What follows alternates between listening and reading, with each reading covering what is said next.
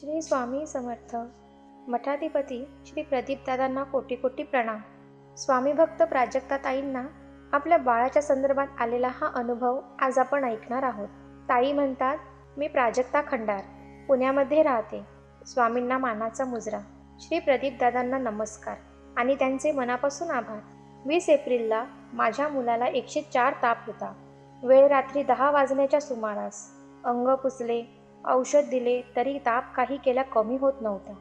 मग मी न राहून दादांना कॉल केला.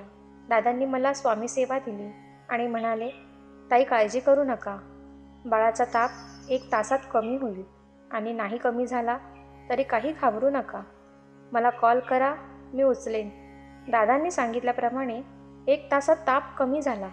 दादांनी बाळाचा ताप विचारायला सकाळी मला कॉल केला आणि म्हणाले की ताई ती सेवा सुरू ठेवा, सेवेमध्ये खंड पडू देऊ नका.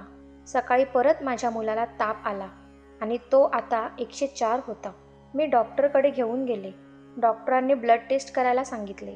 ब्लड रिपोर्टमध्ये इन्फेक्शन आहे असे दिसून आले, पण डॉक्टर म्हणाले काळजी करण्याचं तसं काही कारण नाही. आज 26 एप्रिलला बाळाला थोडा ताप आहे, पण आता बाळाला बरे वाटू लागले आहे. पुन्हा एकदा दादा तुमचे मनापासून आभार. दुसऱ्यांच्या दुःखात सामील होऊन त्यांना मदत करत राहणे यासाठी खूप मोठं मन लागतं. तुमचे उपकार मी कधीच विसरणार नाही दादा. ब्रह्मांड नायक श्री स्वामी समर्थ महाराज की जय.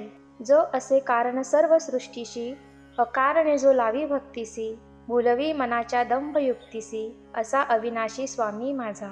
स्वामी भक्त हो, आता वेळ झाली आहे इथे थांबण्याची. असेच स्वामी सेवेतून स्वामी भक्तांना आलेले अनुभव ऐकण्यासाठी आत्ताच भक्तवत्सलच्या यूट्यूब चॅनलला सबस्क्राईब करा. तसंच इंस्टाग्राम आणि फेसबुक पेजला फॉलो करायला विसरू नका.